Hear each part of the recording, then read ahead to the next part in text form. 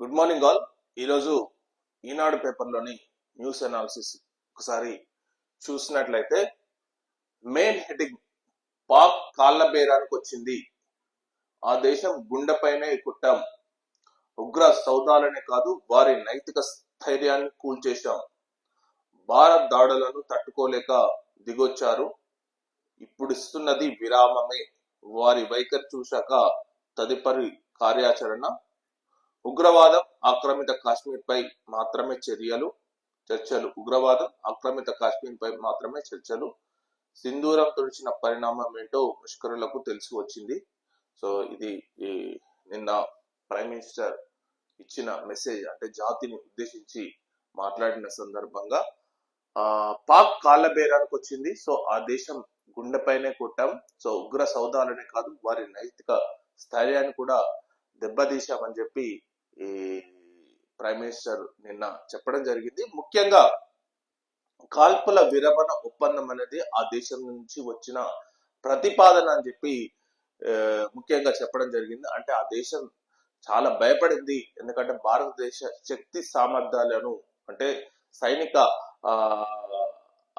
సైనిక సామర్థ్యాన్ని తను రుచి చూశాక మళ్ళీ దీన్ని కంటిన్యూ చేస్తే ఇబ్బంది అవుతుందన్న ఉద్దేశంతోనే డీజీసీఎం, అంటే director general for line of control, భారత director general line of control కు హాట్ లైన్ ద్వారా కాల్ చేసి చర్చల ప్రతిపాదనకు ఓకే చెప్పడం, అంటే కాల్పుల విరమణ ఒప్పందానికి చర్చలు చేద్దామని చెప్పి పాకిస్తాన్ వైపు నుంచి ప్రతిపాదన రాగానే ఇందులో మధ్యవర్తిత్వంగా అమెరికా చేయడం వల్ల భారత్ ఒప్పుకొని ఆ చర్చలకు ముఖ్యంగా ఆ చర్చలు ప్రారంభించినట్టు, సో దాని వల్లనే కాల్పుల విరమణ ఒప్పందం జరిగినట్టు ప్రైమ్ మినిస్టర్ మోడీ చెప్పడం జరిగింది. సో ఇది ఓన్లీ విరామం మాత్రమే, ఇది పూర్తిగా ఆపడం కాదు, ఇది ఓన్లీ విరామం మాత్రమే. ఉగ్రవాదంపై మరియు పిఓకేపై చర్చలు అనేది ఓన్లీ ఉగ్రవాదం అండ్ పిఓకేపై చర్చలు కొనసాగుతాయి. సో వాటిపై తేల్చిన తర్వాతనే మా వైఖరి ఎలా ఉంటుందో అనేది చెప్తామని చెప్పి నిన్న చెప్పడం జరిగిందనమాట. ఇంకోటి ఏంటంటే ఉగ్రవాదం చర్చలు, ఉగ్రవాదం వాణిజ్యం ఒకేసారి సాధ్యం కావు, ఒకే చోట నీళ్లు రక్తం ప్రవహించవు, అంటే ఇక్కడి నుంచి పాకిస్తాన్ తో పూర్తిగా వాణిజ్య సంబంధాలు అనేది తెంచుకోవడం జరిగింది. అంటే ఇంకా వాళ్లకు నీరు ఇవ్వడం, అంటే ఇప్పుడు ప్రజెంట్ గా మన దేశంలో కొన్ని సింధు గాని, చినాబ్ గాని, జీలం గాని, ఇట్లాంటి ఒక పంచనదులు అనే ఒక 5 నదులు ఉంటే 5 నదులలో ఒక 2-3 నదుల వాటర్ పాకిస్తాన్ కు ఇవ్వడం జరుగుతుంది. సో వాటిని కూడా ఆపడం జరుగుతుంది. పూర్తిగా వాణిజ్యంకు సంబంధించిన విషయాలు కూడా పాక్ తోని సంబంధాలను పూర్తిగా పెంచుకోవడం జరిగింది. సో ఇక్కడ ఒక మాట అనడం జరిగింది ప్రైమ్ మినిస్టర్, నీళ్లు రక్తం ఒకటే చోట ప్రవహించవు అని చెప్పి ఇక్కడ అనడం కూడా జరిగింది. నెక్స్ట్, భారత్ పాక్ అనుయుద్ధాన్ని మేమే ఆపం, మీతో బోలెడు వ్యాపారం చేస్తామని ఇద్దరికి చెప్పాం, కాల్పుల విరమణ శాశ్వతమని భావిస్తున్న ట్రంప్ అమెరికా అధ్యక్షుడి వ్యాఖ్యల్ని తిప్పుకొట్టిన భారత్. సో ట్రంప్ ఏమని వ్యాఖ్యలు చేస్తుందంటే, భారత్ పాక్ అనుయుద్ధాన్ని మేమే ఆపం, సో మీతో బోలెడు వ్యాపారం చేస్తామని ఇద్దరికి చెప్పానంట. అంటే భారత్ తోనే మరి పాకిస్తాన్ మరి ఆయుధ వ్యాపారం చేస్తామని చెప్పి ఇద్దరికి చెప్పిండట. సో మరి కాల్పుల విరమణ శాశ్వతమని భావిస్తున్నా, సో తర్వాత అమెరికా అధ్యక్షుడి వ్యాఖ్యల్ని తిప్పుకొట్టిన భారత్. సింధూర్ విజయవంతమైంది, పాక్ లో నష్టానికి బాధ్యత అక్కడి సైన్యానికి, దాడుల వీడియోలను ప్రదర్శించిన రక్షణ శాఖ. సో ఇది రాకెట్ల మార్కెట్ 16.15 లక్షల కోట్ల పెరిగిన మదుపర్ల సంపద, వాణిజ్య యుద్ధానికి అమెరికా చైనా 90 రోజుల విరామం.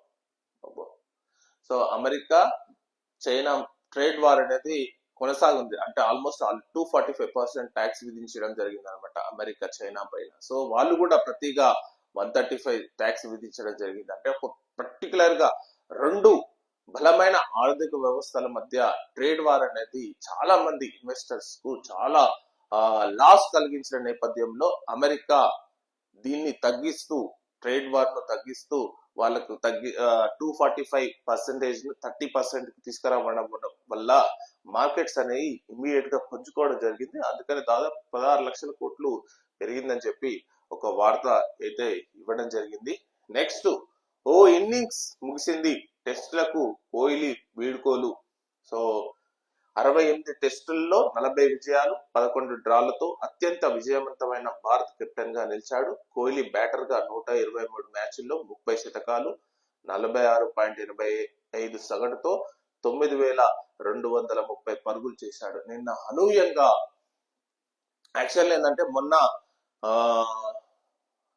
రోహిత్ టెస్ట్లకు రిటైర్మెంట్ ప్రకటించడం జరిగింది. సో ఇమీడియట్ గా విరాట్ కోహ్లీ కూడా తన టెస్ట్ ఫార్మాట్ కు రిటైర్మెంట్ ప్రకటించడం జరిగింది. ఇక్కడ ఒకటి ఏంటంటే బీసీసీఐ విరాట్ కోహ్లీని ఆపమని చెప్పింది అనమాట. అంటే ఇప్పుడంతా రిటైర్మెంట్ తీసుకోకు, ఇంకా కొన్ని రోజులు అంటే ఇంగ్లాండ్ సిరీస్ అయిపోయిన తర్వాత మీరు నిర్ణయం తీసుకోవాలని చెప్తే విరాట్ కోహ్లీ దానికి మరి ఇంగ్లాండ్ సిరీస్ కూడా నిన్న ఆడాలని చెప్పి మొత్తంగా టెస్ట్ క్రికెట్ ఫార్మాట్ కు రిటైర్మెంట్ ప్రకటించడం జరిగింది.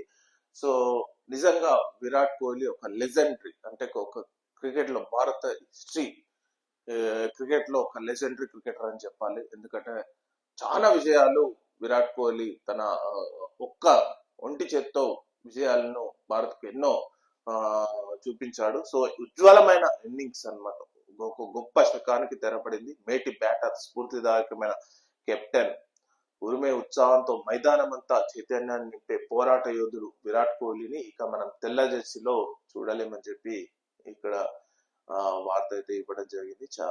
నిజంగా చెప్పాలంటే క్రికెట్ ఫ్యాన్స్ కు ఇదొక షాక్ అని చెప్పాలి. ఎందుకంటే విరాట్ కోహ్లీ రిటైర్మెంట్ ప్రకటించడం అనేది చాలా బాధాకరం అని చెప్పి చాలా మంది వ్యక్తపరుస్తున్నారు. ఇంకోటి ఏంటంటే త్వరలో భారత్ ఫ్యూచర్ సిటీని ఆవిష్కరిస్తాం.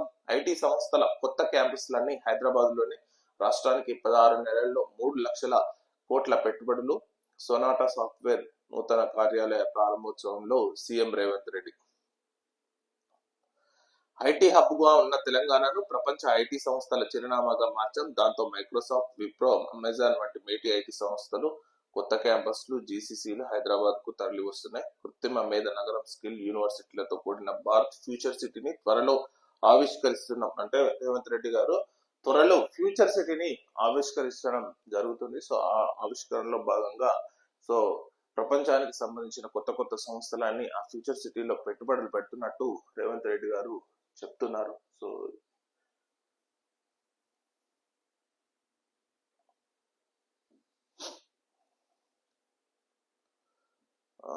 ఇంకా బుద్ధవనంలో ముద్దుగుమ్మలు. నాగార్జున సాగర్ లోని బుద్ధవనం వద్ద మిస్ వరల్డ్ పోటీదారులు. సో వీళ్ళంతా బుద్ధవనం అంటే నాగార్జున సాగర్ కు వెళ్ళడం జరిగింది. సో వీళ్ళంతా అందాల భామలు, ప్రపంచంలోని వివిధ దేశాల అందాల భామలు ప్రెసెంట్ గా మన తెలంగాణ రాష్ట్రంలో పర్యటిస్తున్నారు. సో ఈవెంట్స్ జరుగుతున్నాయి. సో వాళ్ళు తెలంగాణలోని కల్చర్ ను, తెలంగాణ డెవలప్మెంట్స్ ను చూడడం జరుగుతుంది. వాళ్ళు ప్రజెంట్ ఇప్పుడు సాగర్ లో పర్యటిస్తున్నారు, దాని తర్వాత వరంగల్ లో పర్యటిస్తున్నారు, సో పోచంపల్లిలో పర్యటిస్తున్నారు. సో తెలంగాణ రాష్ట్రంలో ఏదైతే ప్రఖ్యాత ప్రదర్శన అంటే ప్లేస్లు ఉన్నాయో వాటిని సందర్శించి వాటి యొక్క గొప్పతనాన్ని వాళ్ళకు వివరించేందుకు తెలంగాణ గవర్నమెంట్ చాలా విపరీతంగా ప్రయత్నిస్తుందని మనం ఇక్కడ చూడొచ్చు. సో ఇదండి మేజర్ గా Eenadu news paper main paper analysis. Thank you very much.